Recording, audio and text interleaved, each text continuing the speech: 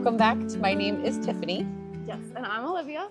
And so today you want to talk about raised bed gardening. Yes, yeah. So we hit containers and then you can go up from that, which would be raised beds. So Yes. first, yeah, just like why raised bed? What is a raised bed? Sure. What do we do with it? Yes. So a raised bed is elevated, still technically a container. You usually contain it, but it's bigger to where it's permanent. Like you're not just going to pick it up and move it.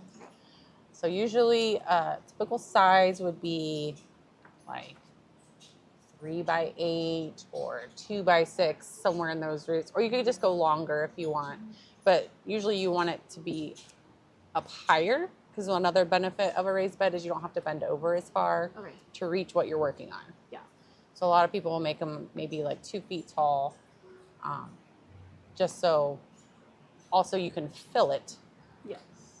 I mean, it raises it up, but then you can fill it with good soil, compost, and start right out of the gate with a healthy environment for your vegetables to grow. Yeah. Yeah, that's great. Yeah, I was thinking like good soil. Also drip irrigation, or like how do you do that with a raised bed? Is that drip irrigation, a couple of different ways you could approach that.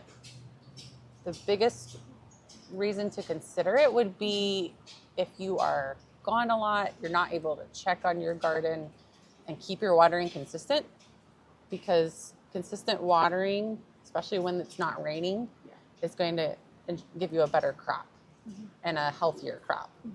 Because if plants are stressed because they're not getting enough water, then like in tomatoes, they'll crack. Other fruits, maybe they just won't get as large. You'll start to see disease become more prevalent because, again, the plant's stressed. It's like us. If we're stressed out, we tend to get sick. Same thing happens with your plants.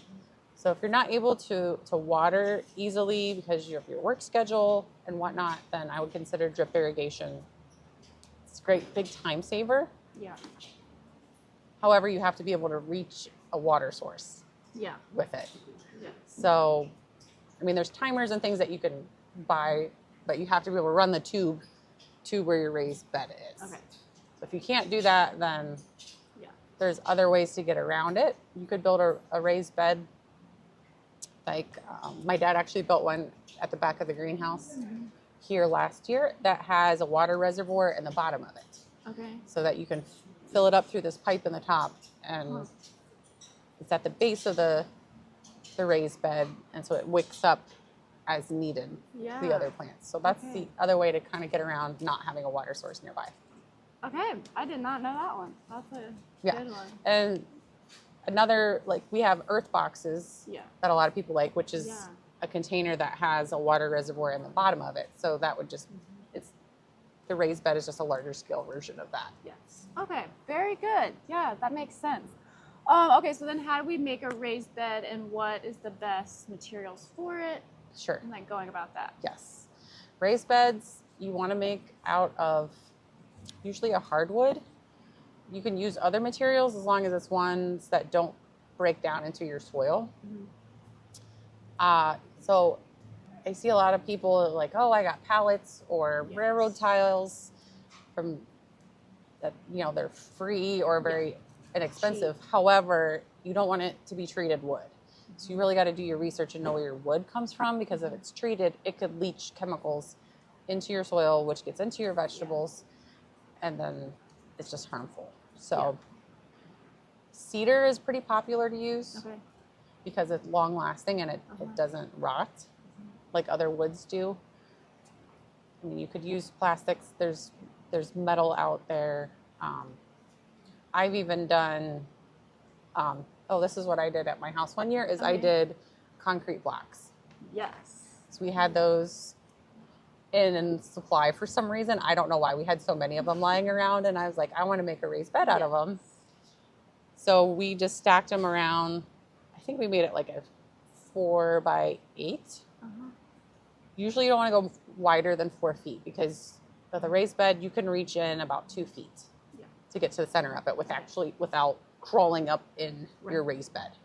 So 2 feet reaching distance. That's why usually you'll see them about 2 to 4 feet wide. So we made it, I think we did a 4x8, and we just stacked the blocks up too high. Okay.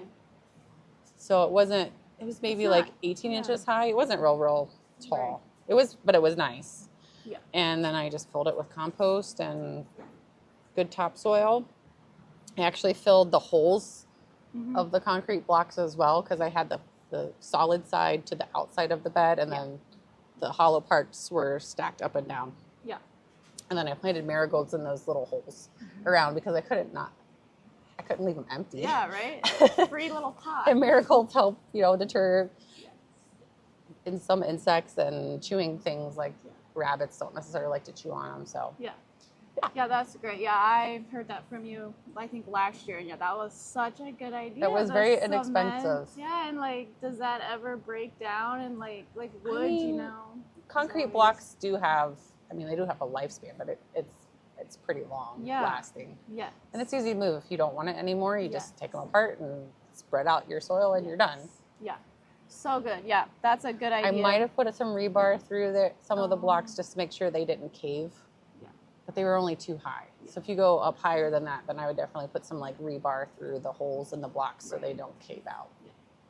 Very good. Okay, so then we want to fill it. So can you fill it with compost? I've seen like some videos where they literally just cardboard, newspaper, rocks, leaves, food scraps, like just throw it in the bottom because it'll help fill it up some, and then put your soil on. Those hurt my brain. So there's part of me, there is some science behind it, but let's be real. Like anytime you bury something, it's not going to decompose super fast. It has to be exposed to air and water. So if you put a log in the bottom of your raised bed, there's still going to be a log in there for several years. It just is what it is. Yeah. I've seen some techniques that go into all of that, but for the most part, with what people are going to do in our area, you don't need to fill it with anything else. Okay. Now, that being said, if you're starting from scratch, let's say you're going to do the concrete blocks. Yes. And you're going to lay those, you can lay those out. If you want to avoid like killing your grass in the bottom of it, and you don't want to put weed barrier down, you could put cardboard in the bottom of it to prevent anything from trying to grow up through it, which that's fine. I would totally do that. All right. If you want the potential for things to root down, like if it's a shallower raised bed and you want things to root down in farther, then you're going to want to work up that soil a couple inches underneath it. Yeah. Otherwise, that's where the cardboard could come into play, is putting that down to prevent any weeds Coming up. I wouldn't worry so much about grass, but thistles and things like that could work their way up. It's just is what it is. Yeah. How far do the roots go down, like a plant's root system? Like, should it be going down into the ground soil, or is it just gonna stay? Depth-wise, if you have it at least, I would have it at least 12 to 24 inches deep. Okay. You could go deeper than that, and they'll go down as far as you give them. So they'll keep going. There's some crops that are shallower than others, but tomatoes, they will grow all the way to the bottom. Okay. And you can plant tomatoes really deep. Yes. As well too. Yes. So, but if you give them at least, ideally I'd say more like 18 to 24 inches deep. Yeah. Would be ideal, but you could go deeper than that. Yeah, and then that helps you, like, how big or tall and deep do you want your bed then, like, depending on, like, you're doing it at waist level, like, do you want it more comfortable? That'd be pretty high. Okay. Probably wouldn't go much higher than like your knees. Okay. Because then I guess you could. I wouldn't want to put that much dirt into it. Yeah, so that's why a you lot. Just put junk on the bottom. Right, yeah. That's not helping. That could be a reason though too, is if maybe you want it up higher because you really can't bend down for whatever reason, and you don't want to invest in all of that good soil at the bottom, then you could put those other kind of filler types things in there. But yeah. Okay, very good.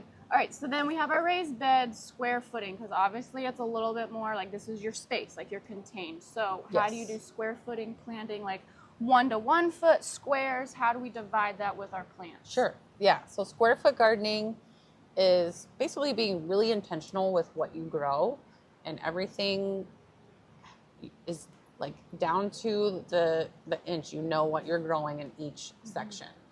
So there's a really great website. I think is it squarefootgardening.com or something like that, that you can go and they will lay out for you, like, this is how many carrots you can grow in a 1 foot by 1 foot block. Okay. And you don't have to give as much space as you normally would in a traditional garden because you're not walking through rows. Yeah. You're not, it's not a really big space, so there's really enough airflow that plants can get what they need. It's not like they're butted up right against each other for rows and rows on end. Yes. So you can grow things closer together than what you normally are used to. Okay, nice. However, that being said, keep in mind though, you got to really be picky about what you grow because things will take up more space than others. Yeah. So like I wouldn't recommend growing a watermelon or squashes, pumpkins in raised beds unless like that's all you want to do and you know you're not going to have room to do anything else because they will vine out everywhere. That's the other thing, they vine. I tried it, and then your mower. Oh yeah. Try to mow around it, and your mower is going to run them over, and then you don't have any fruit. Yeah. Okay. Or you mow around it, and then you have all this grass growing up, and you just deal with it for the season, like I did. But true too. Yeah. No, I remember that. Things that will go up in raised beds for square foot gardening give you so much more room.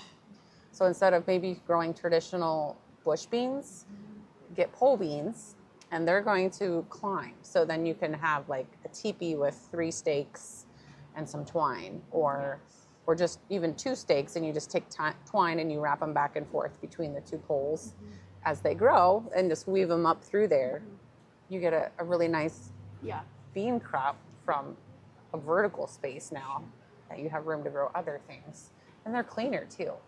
Yes. Yeah. Have you ever grown pole beans? Well, and peas. Peas will grow up, Yeah, it's just easier. And it looks better. Like it's just... They're not close to the ground, so they're not getting the dirt splashed up on them. They're less likely to get disease because of that too. Yeah. Yeah, you just go out and pick them right off from your eye level. So nice. Yeah, for sure. Okay, so one of the advice info was like plant multiple seeds in a square. So like if you have 1 foot, like a 1 foot area, like plant multiple in that little square. Should we be planting like a bunch of seeds in the little spot? Do you thin them out then? Or... Yes. If you want to start from seed directly in your garden versus in like a seed tray, it does help to overplant to a degree, and like carrots would be an easy example where it's usually best to overplant those, and then you can pick out ones specifically to give them more room to grow, knowing about how wide a carrot will be when it's finished. That's about how spacing wise you would want them to be. There's other ways to get around that depending on the seed. I mean, I've seen the toilet paper method before where you take a carrot seed and you pre-space them out and then lay another piece on top and then wet it down. And so that ideally keeps each seed in place, but it's not perfect. So that would be one of the reasons for overseeding too, is just when it rains naturally, everything moves around, especially with those tiny seeds. Yes. Beans, it's easier to control. Your bigger seeds like that, but you can see it. Yeah, like on the seed packet, like when it says like the spacing and like 1 seed per like 2 inches, like that's gonna take up a lot of room if I only have like 1 foot to work with. So like, do you seriously follow like the very specifics of that seed packet, or can I cram more in that space when it says like space it out 3 inches between each seed? Okay. That's where I probably would refer back to the square foot gardening site, just because that gives you a better idea of like how many you can fit in a it'll literally tell you how many you can fit in a 1 square foot space. Yeah. I think we printed that out here. Like for example, lettuce, they suggest 4 plants in a square foot. Okay, so then you know. Cucumbers, you could do 2 plants in a square foot if you trellis them. That means if you have them growing up. Okay. So tomatoes, 1 per square foot for sure, which that's probably, I'm sure that's closer than what they're normally recommended. Yes. Okay, good. Yeah, I'll have to link that in the caption there. Yeah. So you can look at that. All right. I love this. I think it's great. Yeah. No, that's good. From Ohio State. And yeah, and they have a really good website too, Ohio State University. Yes. They have a nice calendar that Yeah. shows you what you can start growing in what month. Maybe you could link that on there too, For because I still refer to it just to keep my mind. When you get a nice day like we've had lately and it's 50s in February, you just forget it's February. You cannot start everything yet. Yeah, no, that's right. Very good. Okay, any Awesome. other advice or info on square foot planting, raised beds, overall best tip? I mean, I love raised beds. I want a raised bed again. I used to have one. It was so much easier to weed. The biggest thing is just you do have to water them a little more often than a traditional garden, but I wouldn't say you have to worry about them quite as much as a small container. Yeah. So if you keep it to a place where you can easily walk to with some watering cans, or if you can reach a hose out there, just make sure wherever you choose to put it, it gets enough sunlight. Still shoot for those 8 hours of sunlight, and make sure you can reach it with a water source. Okay. So it's not just out there dying if we have a hot, dry summer and you wish it wasn't so far away. Yeah, for sure. Okay, very good. Awesome. Yeah, that's pretty much it. Raised beds. Yeah. Very easy. Good idea. Let's do it. Hope you learned something new about raised beds today that you can use this year in your garden. And don't forget to check the description for some links to that square foot gardening. And we will see you on the next episode of the Greenhouse Gals.